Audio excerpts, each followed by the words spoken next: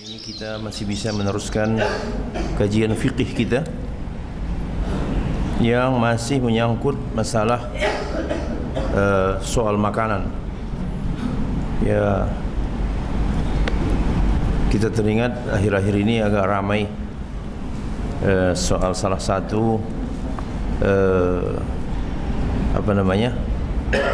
restoran yang biasa dijumpai di mal-mal dan di rest area, yang oleh pemeriksaan secara on the spot oleh Majelis Ulama di Balikpapan ditemukan katanya ada indikasi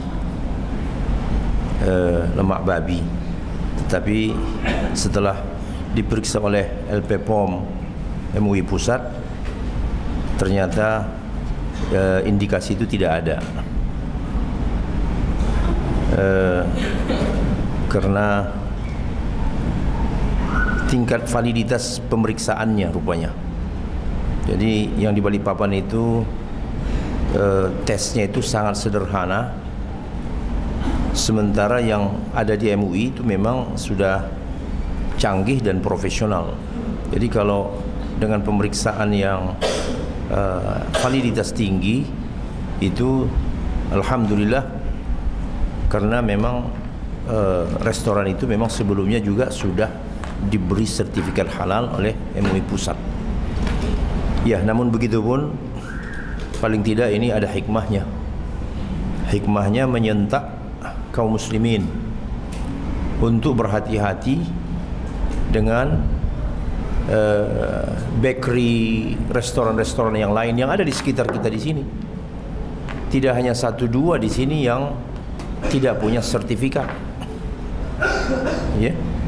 Nah, oleh karenanya, walaupun memang kejadian itu kemarin mungkin ada kekhilafan, kekeliruan, dan telah diklarifikasi oleh LP POM MUI Pusat, tapi ya kita yakin ada hikmahnya. Karena selama ini kita merasakan umat Islam ini terlalu longgar dalam soal makanan. Ya, mereka tidak peduli. Yang penting ya ada kata temannya enak, ya, kemudian dia pun coba enak, lalu mereka pun berlomba-lombalah memakan produk-produk restoran ataupun toko roti itu. Baik, kita masih dalam pembicaraan soal makanan. Yang terakhir kalau saya tidak salah, Allah mengharamkan membunuh beberapa binatang. Kalau haram membunuhnya berarti haram memakannya. Di antaranya semut, lebah, burung hudhud, dan kera. Iya. Nah, di dalam hadis juga Rasulullah bersabda, naha sallallahu alaihi wasallam an qatri dhifda. Rasulullah melarang membunuh kodok. Nah, kalau dilarang membunuhnya, bagaimana memakannya? Ya. Nah, jadi hewan yang dilarang membunuhnya berarti dilarang memakannya. Ya. Nah, semut nggak dibolehkan dibunuh kecuali memang menyakiti. Ya. Lebah juga demikian, tidak boleh dibunuh kecuali menyakiti. Ya, begitulah dengan yang empat yang tadi. Jadi hewan yang tidak boleh dibunuh atau ada larangan membunuhnya, maka otomatis dia tidak boleh dimakan, karena tidak mungkin memakannya tanpa dimatikan. Kemudian apa yang didiamkan oleh syariat maka berarti halal. Ya, apa yang didiamkan oleh syariat berarti halal. Di dalam Al-Quran, dalam surah Al-Baqarah, Allah berfirman, huwallazi khalaqalakum ma fil ardi jami'a. Huwallazi khalaqalakum ma fil ardi jami'a. Dialah yang menciptakan apa yang ada di bumi ini seluruhnya untuk kamu. Masya Allah. Jadi artinya apa? Selama tidak diharamkan oleh syarak, maka itu semuanya menjadi halal. Tapi kalau sudah ada nas ataupun ya yang setara dengan nas, nas ini artinya keterangan, keterangan baik itu dari Al-Quran ataupun dari hadis Nabi, maka ya otomatis dia akan menjadi haram. Tetapi selama tidak ada nas, tidak ada keterangan, maka statusnya halal. Begitulah secara umum. Ya, begitulah secara umum. Namun karena banyaknya sekarang produk-produk ya yang produk-produk ini buatan manusia, diolah ya berupa makanan, pakaian dan lain-lain, kosmetik, maka pada saat itu memang yang harus diutamakan adalah kehati-hatian. Kehati-hatian dalam arti kata apa? Kalau sebuah produk tidak dijumpai ataupun tidak didapatkan lisensi ya yang mengatakan itu halal dari lembaga yang terakreditasi, yang profesional, maka itu statusnya tidak halal. Ya, kecuali memang ya yang tidak memerlukan, ya nasi uduk di pinggir jalan, ya, dan kita penjualnya pun kita kenal, ya. Tetapi yang kita maksudkan di sini adalah produk yang dihasilkan oleh sebuah industri, ya, atau pabrik atau restoran yang seharusnya dia mau tunduk kepada aturan, di mana dia membuka usaha di kalangan, di tengah kaum muslimin, maka seharusnya mereka mengikuti aturan, harus mendaftarkan produknya itu ke lembaga tadi, sehingga orang memakan produknya itu dengan hati yang apa? Tenang.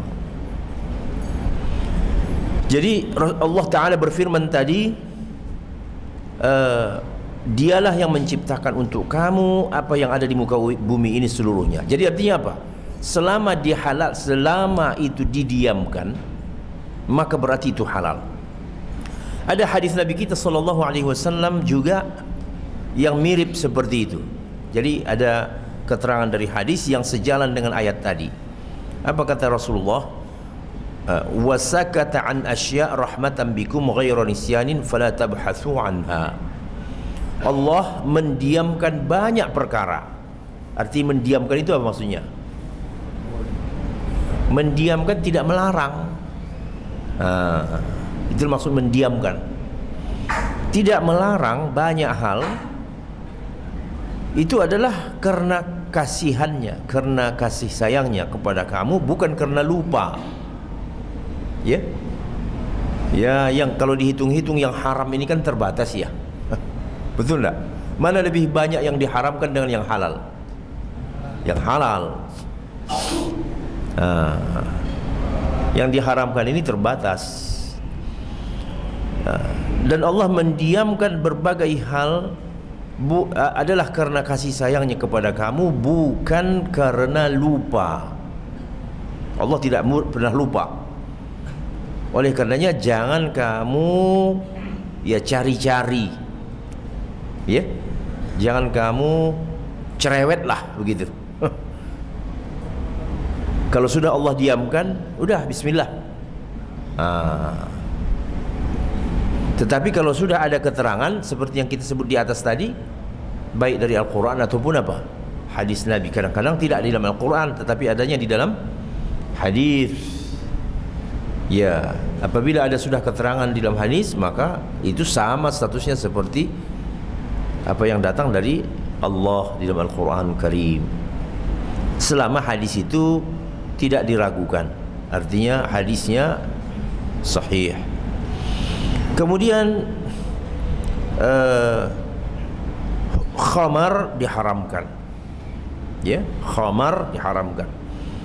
Ya, di dalam Al-Qur'an ini sudah jelas, surah Al-Baqarah ayat 60.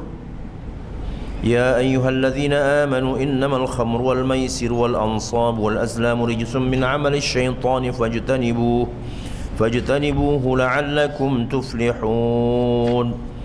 Wahai orang yang beriman, sesungguhnya khamar, judi, kemudian tenung, kemudian mengundi, anak panah, itu adalah rijis. Rijis itu artinya apa? Kotor, keji. Perbuatan syaitan, yarhamukumullah. Fajtanibuhu, maka jauhilah. Jadi di situ jelas disebutkan fajtanibuh. Fajtanibuh itu artinya apa? Jauhi. Itu dalil atas keharaman benda-benda yang disebut tadi. Apa tadi? Khamar, maisir. Apa maisir? Judi. Ya, mengundi anak panah, kemudian tenung, ini semuanya perbuatan syaitan. Jauhi. Ya, tentang khamar, ini adalah ayat yang terakhir turun, ya, yang menerangkan keharaman khamar secara tegas. Karena sebelumnya ada ayat-ayat yang turun tetapi sifatnya apa? Tidak tegas. Dulu ini sudah disebutkan dengan sebuah teori di dalam syariat, itu namanya tadarruj fit tasyri'. Dalam menetapkan hukum itu Allah Ta'ala itu bertahap, enggak blok begitu sekaligus. Ya, ketika Allah mengharamkan sesuatu bertahap. Sementara kita sekarang, ya, kita pengennya saat itu kita dakwahi dia, saat itu juga dia berubah, berjanggut segala macam. Mana mungkin ya? Semuanya ada apa? Iya, transisi, tahapan. Jadi kalau orang mau belajar dari tahapan penerapan syariat, luar biasa. Mengharamkan khamar saja Allah bertahap. Yang pertama diterangkan bahwa khamar itu ada manfaatnya tetapi ada mudaratnya. Mudaratnya lebih apa? Lebih besar. Itu mulai angin-angin itu sudah, ya. Itu dah pendahuluan tuh. Jadi orang yang membaca ayat itu, oh, sesuatu yang manfaat, yang mudaratnya lebih besar, harusnya apa? Dihindari. Kan begitu kan? Orang yang berpikir dengan ayat itu dia sudah cukup sebenarnya. Tetapi secara hukum dia tidak belum sampai mengharamkan. Kemudian tahap yang kedua, Allah melarang khamar ini dengan mengatur jam kalau mau mabuk. Kata Allah, ya ayyuhalladzina amanu la taqrabus salata wa antum sukara hatta ta'lamu ma taqulun. Wahai orang yang beriman, ya, janganlah kamu salat, jangan kamu dekati salat kalau kamu dalam keadaan mabuk. Jadi kalau tidak waktu salat boleh mabuk. Tetapi ayat ini jangan dibacakan kepada pemabuk. Kalau dibacakan kepada pemabuk, wah, ini dia yang kita mau itu katanya. Ya. Karena Allah mengatakan, nah ini namanya mengambil ayat sepotong. Ya, itu kan bahaya, ya. Bahaya mengambil ayat sepotong itu bahaya. Sama juga mirip fawailul lil musallin. Berhenti dia di situ. Neraka wail untuk orang-orang yang salat. Bagaimana? Kapok saya salat katanya. Masuk neraka wail orang yang salat. Nah, ini kalau membaca Quran dipotong. bahaya sekali. Ya. Sama juga tadi itu ayat itu, wahai orang beriman, jangan kamu dekati sholat kalau kamu dalam keadaan mabuk. Itu tahapan. Tahap kedua. Jadi artinya apa? Kalau mau mabuk, lihat-lihat waktunya.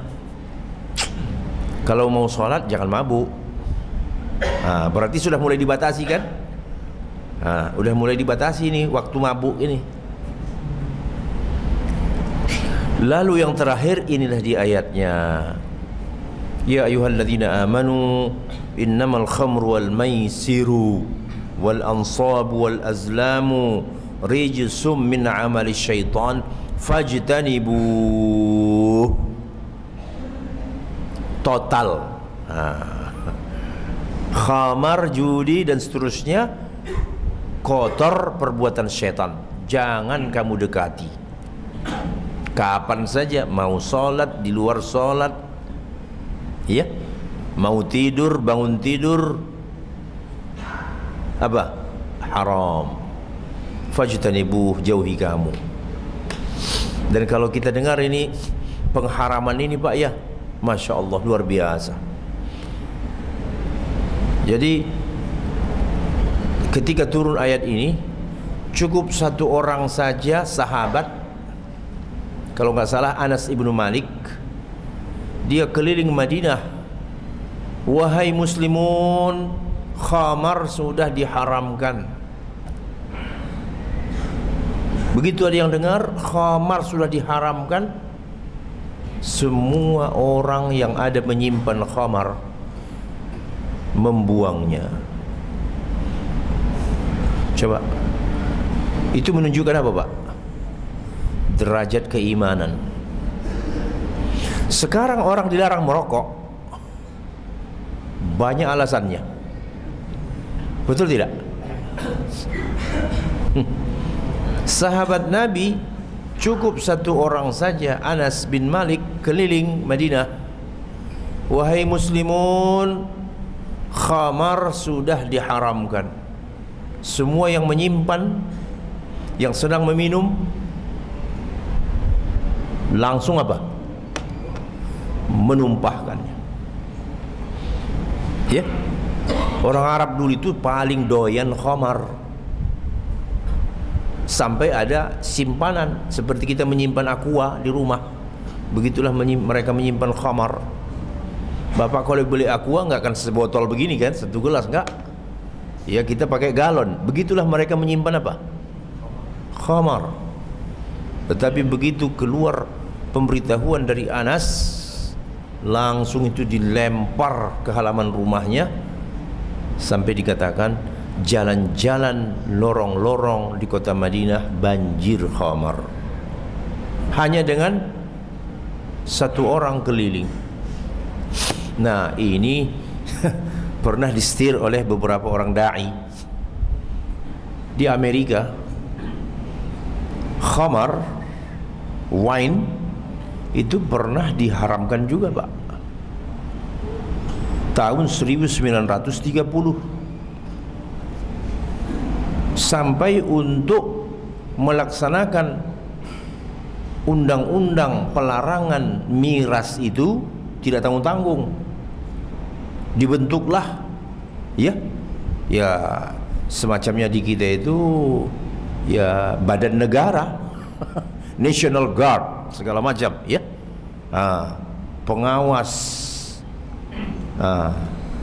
tidak tanggung-tanggung, polisi dilibatkan, security, terus semuanya untuk melaksanakan undang-undang itu. Pernah dilarang tahun 1930, bentrok. Ya, masyarakatnya pemabuk, tiba-tiba dilarang. Apa yang terjadi? Iya, tembak-tembakan. Sampai disebutkan ya, tidak terhitung berapa juta dolar uang yang harus dikeluarkan oleh pemerintah Amerika untuk melaksanakan undang-undang itu. Entah berapa yang terbunuh dan luka. untuk melaksanakan undang-undang itu. Akhirnya apa? Mundur pemerintah. Tahun 33 undang-undang itu dicabut kembali. Maka khamar boleh kembali beredar. Umurnya 3 tahun, Pak.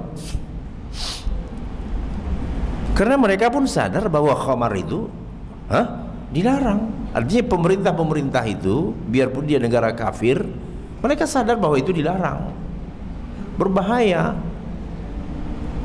Iya enggak? Tetapi mereka tidak kuat.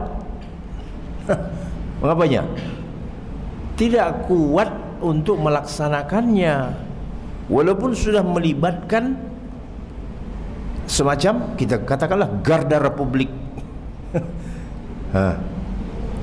Jadi badan negara untuk melaksanakan undang-undang itu, ya, drag. Tapi akhirnya karena memang masyarakatnya pemabuk, tidak kuat keamanan menghadapinya. Jadi ini dua contoh dalam sejarah manusia. Yang pertama, ya, sampel Amerika ketika melarang khamar, miras, hanya kuat bertahan 3 tahun undang-undangnya. Dan sampel kedua, sahabat di Madinah, hanya dengan mengumumkan, wahai muslimun, Allah telah mengharamkan khamar, semua yang menyimpan khamar membuang. Bisa Bapak bandingkan dua masyarakat, dua umat, apa bedanya di mana? Yang satu beriman, yang satu kafir, itu saja. Yang satu beriman, menerima dengan keimanan, sami'na wa ata'na. Allah sudah bilang begitu, ya udah, Allah lebih tahu dari kita. Jadi artinya apa? Iman sudah tertancap di dalam hati.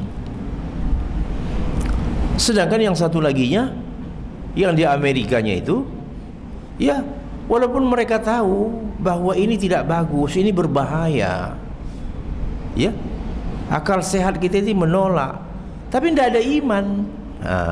Ini dia.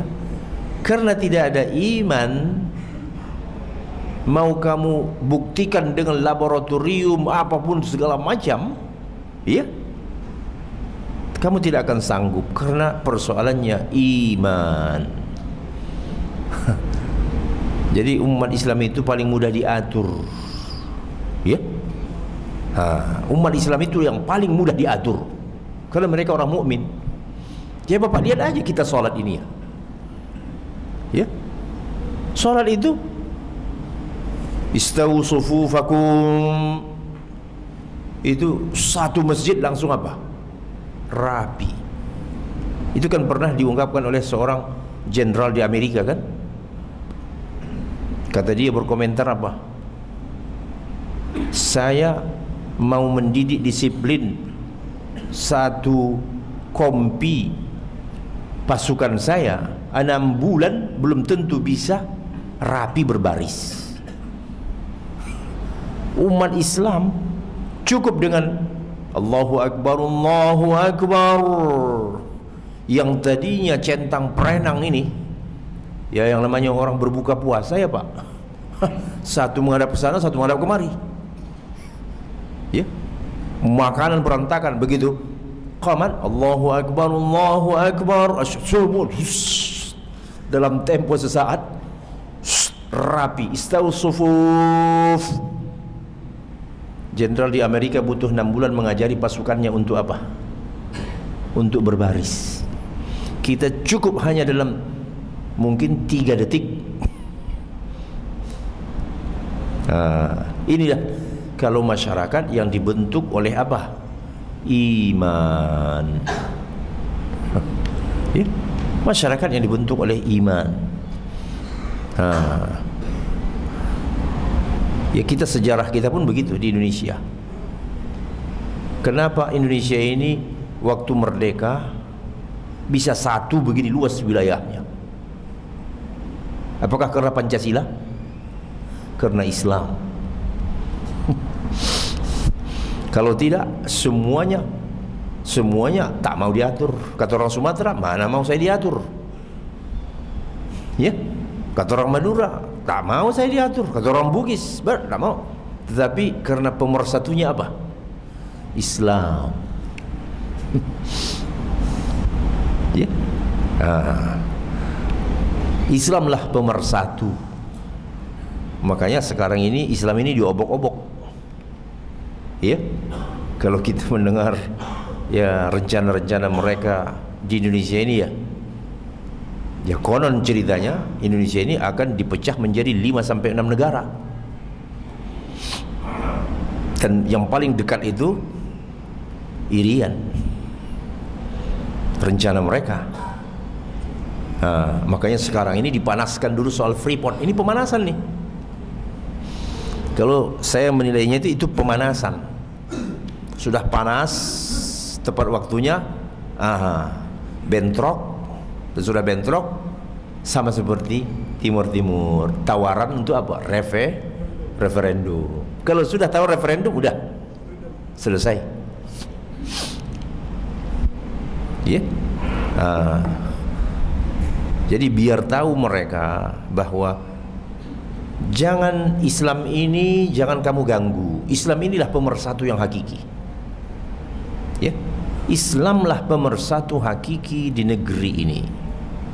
Tanpa Islam, negeri ini akan berantakan. Oleh karenanya kepentingan Islamlah yang harus diperhatikan. Itu orang-orang kafir, itu tidak ada. Kalau yang disebut nasionalisme itu tidak ada nasionalisme mereka itu. Yang punya rasa kebersamaan itu kaum muslimin, yang dalam bahasa negaranya nasionalisme. Yang punya rasa kebersamaan kaum muslimin. Ya. Tapi ya begitu. Waktu genting baru dipanggil, diajak Islam berbicara. Kan begitu di kita kan. Pas waktu-waktu genting mengusir Belanda, pakai Islam, teriakan Allahu Akbar. Habis selesai merdeka, orang sekuler mengambil alih kekuasaan. Nanti genting lagi tahun 65 PKI panggil lagi Islam, Allahu Akbar, PKI. Habis lepas PKI-nya, orang sekulernya mengambil alih lagi. Beberapa puluh tahun yang lalu pun reformasi, apa yang dipakai? Islam juga kan? Islam juga yang dipakai, reformasi. Tetapi setelah Islamnya pun ditinggal. Ya. Ya ini yang banyak saya tulis di buku yang ada sama Bapak kemarin itu, reformasi sakit. Ya. Ya silakan aja baca itu. Mudah-mudahan ya banyaklah yang mungkin kita bisa ambil faedah. Baik, kembali kita kepada khamar. Jadi innamal khamru wal maisir wal ansabu wal azlamu rijsun min amali syaitan fajtanibuhu la'allakum tuflihun. Apa kata ibunda kita Ummul Mukminin Aisyah? Ibunda kita Aisyah radhiyallahu anha bintu Abi Bakar. Ini kata-kata yang luar biasa, kata-kata yang mencerminkan tentang social change, perubahan sosial. Apa kata beliau? Kalau sekiranya ayat yang pertama turun kepada Rasulullah sallallahu alaihi wasallam, jangan kamu berzina. Ayat yang pertama turun, jangan kamu berzina. Niscaya setiap orang akan mengatakan kami tidak bisa meninggalkan zina. Kalau sekiranya ayat yang pertama turun, jangan kamu minum khamar, niscaya setiap orang pasti mengatakan kami tidak bisa melepaskan khamar. Tetapi ayat yang pertama turun adalah ayat tentang akidah, tentang tauhid, tentang surga dan neraka, tentang yaumul akhir, tentang kiamat. Lalu setelah mana nempel ini hati manusia dengan hari akhir, barulah turun ayat-ayat tentang larangan minum khamar, larangan zina, dan ayat-ayat hukum lainnya. Itulah rahasianya. Itulah rahasianya. Karena manusia kalau iman belum tertanam, disuruh begitu, disuruh begini, larang itu, jangan ini, ya mana mau dia dengar itu. Betul kan? Capek bapak membisikkan di telinganya, tak akan masuk ke kupingnya itu, karena iman belum terbentuk. Lalu itulah pola dakwah al-anbiya war rusul, pola menanamkan akidah keimanan dulu kepada Allah. Kalau orang sudah percaya kepada Allah dan kepada hari akhir, maka segala apa yang datang dari Allah pasti orang percaya, betul tidak? Dan ini pun begitu. Oleh karenanya semua ayat hukum itu turunnya di Madinah. Mana ada ayat hukum yang turun di Makkah? Tidak ada. Ya, semuanya ayat-ayat itu turun di Madinah, ayat hukum. Kenapa? Karena di Madinah sudah kuat akidah orang, karena dia sudah mengalami pembinaan akidah 13 tahun. Masya Allah. Jadi inilah yang perlu kita perhatikan. Seterusnya, dibolehkan memakan hewan laut. Di dalam Al-Quran, uhilla lakum saydul bahri wa ta'amuhu mata'an lakum walisayyarah. Dihalalkan untuk kamu saydul bahar, hewan laut, dan memakannya, wa ta'amuhu, dan makanannya, mata'an lakum, sebagai kesenangan untuk kamu dan untuk orang yang dalam perjalanan.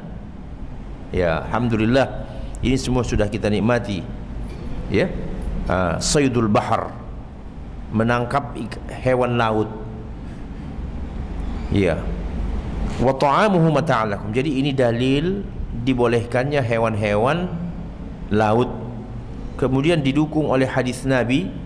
Apa hadis yang populer tentang ini? Sabda Rasulullah, wa tahuru ma'uhu al-hillu maitatuh. Ya, inilah hadis yang sangat populer tentang halalnya bangkai laut. Huwa tahuru ma'uhu al-hillu maitatuh. Air laut itu suci. Kok tiba sekonyong-konyong Nabi ngomong air laut itu suci? Ini asalnya dari pertanyaan sahabat. Sahabat datang kepada Nabi, ya Rasulullah, kami kalau bepergian naik perahu, tentu kami membawa air kan gak banyak-banyak. Nanti kalau banyak ya tenggelamlah perahunya. Tentu kami bawa air cukup untuk minuman kami. Lalu kalau kami pakai ini air untuk berwudu, apa yang kami minum? Bolehkah kami berwudu dengan air laut? Maka muncullah jawaban ini. Air laut itu suci airnya, artinya bisa dipakai untuk berwudu, taharah. Kemudian halal bangkainya. Masya Allah. Ya, halal bangkainya, bebas kita makan. Iya, dan paling hebat lagi proteinnya ya. Iya, dan resikonya ya relatif ringan. Ya, kecuali cumi, kecuali udang. Ya. Baik, jadi inilah tentang makanan. Kemudian dihalalkan juga hewan ternak. Di dalam Al-Quran Allah berfirman, wal an'ama khalaqaha lakum, dan binatang ternak diciptakan Allah untuk kamu. Binatang ternak Ya, Masya Allah. Apa saja itu yang dikatakan al-an'am, unta, sapi, dan yang sejenisnya, kerbau sama itu, dan kambing, kambing dan yang sejenisnya. Jadi unta, sapi, dan kambing. Nah, di dalam itu surat An-Nahl. Ada lagi di dalam suratul Maidah, uhillat lakum bahimatul an'ami illa ma yutla alaikum, dihalalkan untuk kamu binatang ternak kecuali yang dibacakan kepada kamu keharamannya. Artinya di luar yang diharamkan dari binatang-binatang itu semua statusnya halal. Uhillat lakum bahimatul an'ami illa ma yutla alaikum ghairu muhillis sayd wa antum hurum, dan seterusnya. Iya, jadi dihalalkan untuk kamu. Apa yang dimaksud dengan al-an'am di ayat itu? Ahli tafsir mengatakan al-ibil, kemudian baqar, kemudian ghanam. Nah, jadi kita pun ya ketika melihat hewan-hewan ini ya, semuanya yang dihalalkan itu adalah hewan-hewan yang jina. Betul kan? Karena binatang, makanan yang dimakan itu berpengaruh kepada manusianya. Sampai pepatah orang Inggris juga begitu ya, kau itu adalah apa yang kau makan. Betul enggak? Artinya mereka pun sudah paham bahwa manusia itu dipengaruhi oleh makanannya. Yang dihalalkan di kita binatang ternak, dan diharamkan dari kita binatang buas yang bertaring.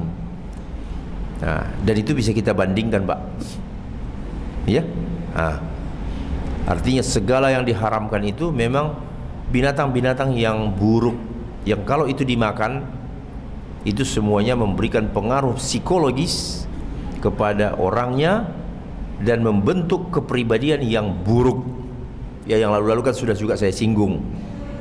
Ya enggak? Anjing, bagaimana anjing? Waduh, sangarnya bukan main. Suaranya itu ke sana kemari meledak. Maka orang yang makan anjing, sama sangarnya seperti anjing itu. Ya, sama. Apalagi jadi pengacara dia. Waduh.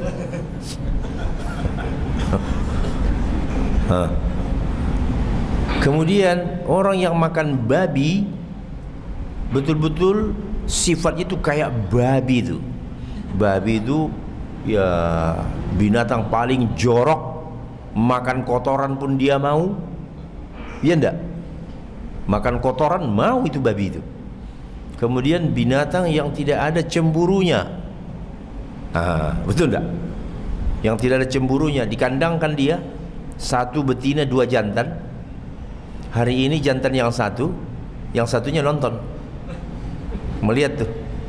Nah sebentar lagi jantan yang satunya lagi nonton lagi dia. Itulah namanya babi. Makanya Bapak lihat pemakan babi itu bagaimana? Istri kawannya istri dia.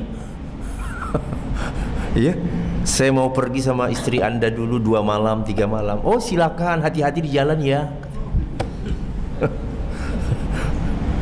Ya, itu warisan dari apa? Babi. Nah, jadi tidak ada rasa cemburu. Kita di dalam Islam, jangan coba-coba. Iya. Jadi sampai di sini dahulu bagaimana? Masih ada? Kemudian dibolehkan juga ad-dhab. Ad-dhab ini kalau diterjemahkan ke kita ya ad-dhab itu kadal, tetapi bukan biawak, lebih kecil. Ya seperti tokek itulah besarnya itu. Kalau di Mesir ini banyak ya, sampai terkenal kadal Mesir. Pernah dengar kadal Mesir?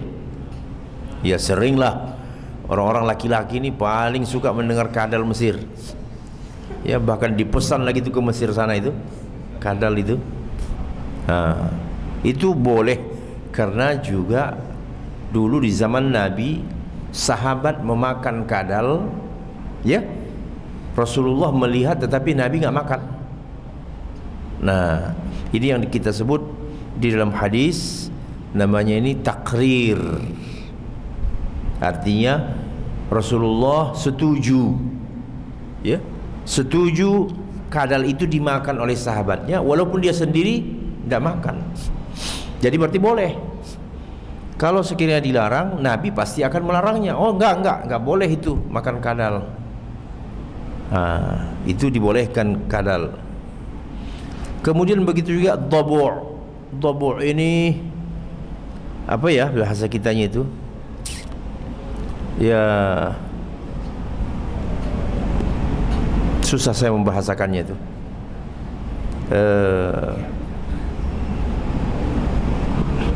Lebih besar dia kayak musang kali ya. Musang. Karena memang ada di dalam riwayat bahwasanya dhabu' ini di apa namanya itu? Waktu haji itu diburu. Annahu sayd. Kemudian arnab. Arnab bahasa kitanya apa? Ya kelinci, betul. Kelinci. Dia bukan kucing, Pak. Ya. Dia tetap kelinci. Nah, ini juga halal. Karena Abu Talhah soal nggak suka makannya itu soal nomor 2 ya. Kan ada juga orang yang tidak suka makan apa? Makan kelinci karena dilihatnya mirip seperti apa? Mirip seperti kucing. Tetapi soal hukum bukan soal mirip. Nah, kelinci boleh dimakan karena Abu Talhah menghadiahkan kepada Nabi daging kelinci. Nah, kalau memang itu dilarang, pasti Nabi akan memberitahu. Kemudian keledai wahsy boleh juga, keledai liar. Berarti keledai itu ada 2, keledai jinak dan keledai liar. Keledai liar ini hidup di hutan, di gurun. Jadi dia tidak dipakai untuk angkutan ya manusia, tidak dipakai sebagai tunggangan. Yang itu boleh dimakan, yang liar itu, karena seorang sahabat bernama Sa'ab menghadiahkan kepada Rasulullah daging himar atau keledai liar. Wa ma raddahu illa li'annahu muhrim, dan Rasulullah menolak untuk memakannya tidak lain karena disebabkan beliau waktu itu lagi memakai ihram, bukan karena binatang itu haram. Iya. Jadi sudah banyak ya. Kemudian burung, Masya Allah, berbagai burung, wal asafir, berdasarkan hadis yazbahuha fayakuluha wala yaqta' ra'saha yarmi biha. Jadi disembelih itu burung lalu dimakan dan jangan dipotong kepalanya lalu dibuang. Jadi ya dimasak sama-sama itunya, kepalanya, ya. Jadi burung, dan kita tahu juga burung enak sekali, betul enggak? Kecuali apa? Yang bercakar. Kan ada hadisnya lagi tuh. Nah, Rasulullah sallallahu alaihi wasallam an kulli dzi mikhlabin minat tayr. Nabi melarang ya unggas yang bercakar. Nah, yang tak bercakar halal. Masya Allah. Burung apa aja, Pak? Belibis. Burung yang di sawah-sawah itulah ya. Itu kan belibis ya. Kemudian yang suka di dahan-dahan itu, baik yang suaranya bagus ataupun tidak bagus, itu semuanya asalkan jangan burung hantu. Burung hantu itu memang haram. Hudhud juga tadi disebut tidak boleh dibunuh. Kemudian bangkai indal ittirar, bangkai pada waktu terdesak, boleh pada waktu terdesak. Tidak ada makanan lagi, gimana? Ya, sudah 2 hari nggak makan. Ya Allah, seperti orang-orang yang ada di Suriah, ya, anak-anak di Suriah itu dikatakan, ya pernah ada kan di broadcast itu seorang anak, ya masih kecil lah Pak, mungkin kita bilang entah kelas 1 SD, ya, pakaian yang compang-camping. Kamu makan apa? Sudah 2 hari kami tidak makan. Lalu apa yang kalian makan?